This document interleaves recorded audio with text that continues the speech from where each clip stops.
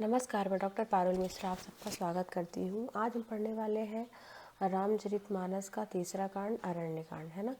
तो तीसरा कांड हम पढ़ रहे थे अरण्यकांड, जिसमें देख रहे थे कि पहला कांड हमने पढ़ा था कि बालकांड, है ना। फिर अयोध्या कांड हमने देखा। अब ये तीसरा कांड है अरण्यकांड। ओके, देखिए ये जो मध्य प्रदेश असिस्टेंट प्रोफेसर में लगा हुआ है क्या सिलेबस में, तो हमने क्या क्या पढ़ लिया था। तो देखा था हमने कि ये देखिए बाल कांड में हमने ये देख लिया था गुरु वंदना, संत वंदना, है ना, जी वंदना, ये हमने पढ़ लिया था। अयोध्या कांड में हमने भरत मिलाप पढ़ लिया था, है ना। चित्रकूट भ्रमण देख लिया था, राम का भरत पांडु का देकर विदाई। अब आज हम पढ़ेंगे अरण्य कांड में सबरी की कृपा, है ना। सबरी पर राम जी किस प्रकार से कृपा करते हैं और नवधा भक्ति का उपदेश किस प्रकार से देते हैं, ठीक है। तो आज हम ये तीसरा कांड पढ़ेंगे अरण्य कांड। ओके, चलते हैं, देखते हैं कि ताहि देई गति राम उदारा, सबरी के आश्रम बहु धारा। सबरी, है ना। तो सबरी देख राम गृह आए, मुनि के वचन समुझ जे भाई। मतलब उदार राम जी उसे गति देकर सबरी जी के आश्रम में पधारते हैं, है ना। और सबरी जी ने राम जी को घर में आए देखकर तब उनको मतंग मुनि, ठीक है। तो मतंग मुनि के वचनों को याद करके मन में प्रसन्न होती है। अगर आपसे यहाँ पे पूछा जाएगा कि सबरी किसको मन में सोच के प्रसन्न होती है, राम जी को, लक्ष्मण जी को, मतंग मुनि को, तो मतंग मुनि के वचन को वो मतंग मुनि ने कहा था कि तुम्हारे घर राम जी आएंगे, तो मन में प्रसन्न होती है, ठीक है, सोच के। सरजिन लोचन बाहु विशाला, जटा मुकुट सिर उर बनमाला। श्याम गौर सुंदर दो भाई, सबरी परिचरण लिपटाई। मतलब कमल सदृश नेत्र और विशाल भुजा वाले सिर पर जटाओं का मुकुट और हृदय पर वनमाला धारण किए हुए सुंदर सावले और गोरे दोनों भाइयों के चरण कमलों में सबरी लिपट पड़ती है ना। तो राम लक्ष्मण बैठे हुए हैं, उनके पैरों पे सबरी लिपटी हुई है। प्रेम मगन मुख बचन न आवा, पुनि पुनि पद सरोज सिर नावा।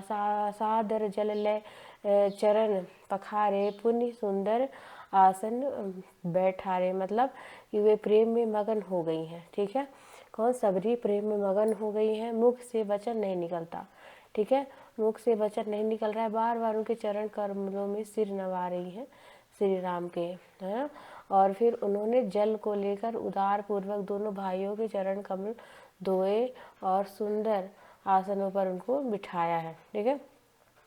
कंद मूल फल सुरस अति दिए, राम कहो आन प्रेम सहित प्रभु खाए, बारंबार बखान, ठीक है। तो उन्होंने अत्यंत ही रसीले, अगर पूछा जाएगा कि कौन सा फल सबरी ने राम जी को दिया था, तो कंदमूल फल, है ना।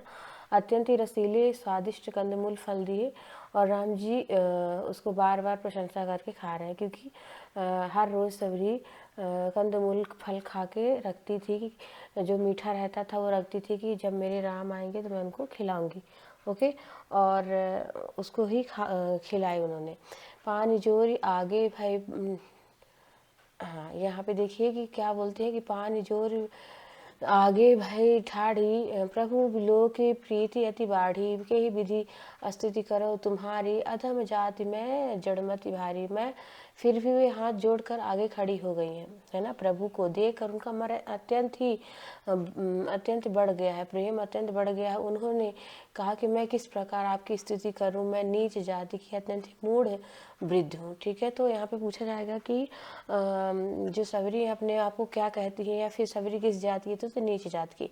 अधम ते अधम अधम अति न्यारी, तिह मैं मति मंद अधारी। कह रघुपति सुनु भामिनी बाता, मनहु एक भगति कर नाता। जो अधम से भी अधम है स्त्रियां, उनमें से मैं भी अत्यंत अधम हूँ, ठीक है।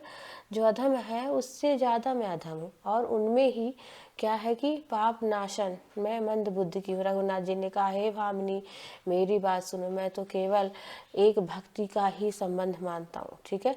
तो मतलब राम जी का और सबरी जी का संबंध कैसा था? भक्ति का था, है ना। जाति पाति कुल धर्म बढ़ाई, धन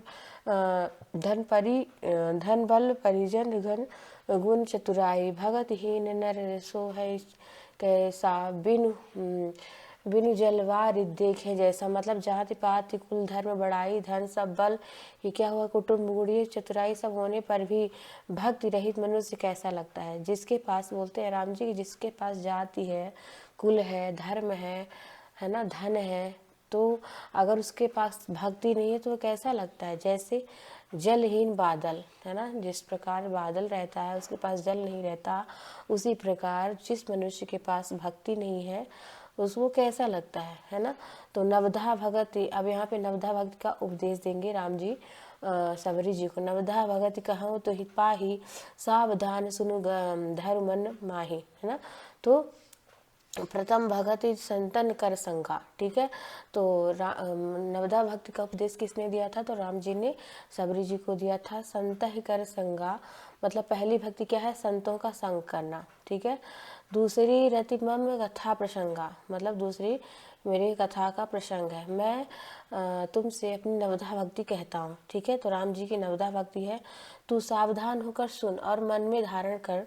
पहली भक्ति है संतों का सत्संग करना, ठीक है, संतों का सत्संग। दूसरी भक्ति है मेरी कथा प्रसंग में प्रेम करना, ठीक है। तो संतों का सत्संग है पहली भक्ति, दूसरी है राम जी की कथा प्रसंगों को सुनना। गुरु पद पंकज सेवा, तीसरी भगति अमान, चौथी भगति मम गुण, गुण करे कपट तजी गान। मतलब तीसरी भक्ति है अभिमान रहित होकर गुरु के चरणों की सेवा, है ना। तो पूछा जाएगा कि तीसरी भक्ति किसके अंतर्गत आती है, तो गुरु के चरणों की सेवा। चौथी भक्ति क्या है, तो कपट छोड़कर गुण समूह का गान करना, ठीक है, गुण समूह का गान करना चौथी भक्ति है। मंत्र जाप मम दृढ़ विश्वासा, पंचम वजन सुवेद प्रकाशा, छठ दमशील विरति बहु कर्मा, निरति निरंजन संजन धर्मा। मेरे राम, है ना, मेरे राम मतलब मेरा मंत्र का जाप करना, ठीक है। तो आपने देखा कि कौन कौन सी भक्ति है, तो राम मंत्र का जाप करना, विश्वास करना में ये पांचवी भक्ति है, ठीक है। तो जिस प्रकार राम नाम का जाप करते हैं, ये पांचवी भक्ति यहाँ पे बताई गई है। जो वेदों में प्रसिद्ध है वही छठी भक्ति है, ठीक है, वेदों में प्रसिद्ध है छठी भक्ति। इंद्रियों का निग्रह करना, ठीक है, इंद्रियों का निग्रहशील है, बहुत ही क्या है कि बहुत कार्यों में वैराग्य और निरंतर संत पुरुषों के धर्म आचरण में लगे रहना, ठीक है। सातवां सम्मोह में जग देखा, मोते संत अधिक कर लेखा। आठवां जला लाभ संतोषा, सपने नहीं देखे पर दोषा। मतलब सातवीं भक्ति है जगत भर को समभाव से देखना, ठीक है, जो जगत है उसको समान भाव से राम में देखना, ठीक है। ये कौन सी सातवीं भक्ति है, ओके। संतों को मुझ में से अधिक करके मानना, मतलब जो संत है उनको अधिक मानना, मेरे से अधिक उनको मानना, आठवीं भक्ति है। जो कुछ मिल जाए उसमें संतोष करना, स्वप्न में भी पराये दोषों को न देखना, ठीक है। तो स्वप्न में भी पराये दोषों को न देखना। नवम सरल सवसन छल ही नामम भरोसे ही हर्ष न दीना। नव महु एक जिह के होई, नारी पुरुष सचराचर कोई। मतलब नवी भक्ति है सरलता और सबके साथ कपट रहित बर्ताव करना, ठीक है। नवदा भक्ति में सबसे अंतिम भक्ति है सरलता।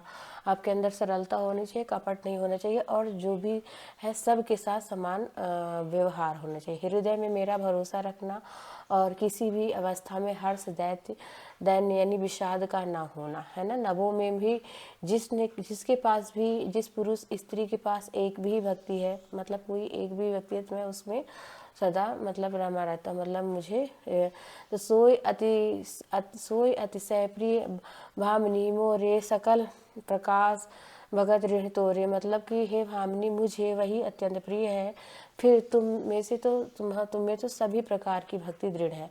मतलब सबरी में कौन कौन सी भक्ति थी, तो नवधा भक्ति थी, ठीक है। तो मुझे ऐसे ही व्यक्ति प्रिय है जिनमें ये भक्ति रहती है, ठीक है। तो आपने देख लिया कि सबरी पर कृपा राम जी की और नवधा भक्ति का उपदेश देख लिया, ओके। तो यहीं से क्वेश्चन पूछा जाएगा, नवधा भक्ति कौन कौन सी है, आप को मैंने बता दिया, आप एक पेज में लिख लेना, क्योंकि पिछली बार क्वेश्चन यहीं से पूछा गया था, ठीक है। काकभुसुंडी के 7 प्रश्न पूछे गए थे, जो हम आगे देखेंगे।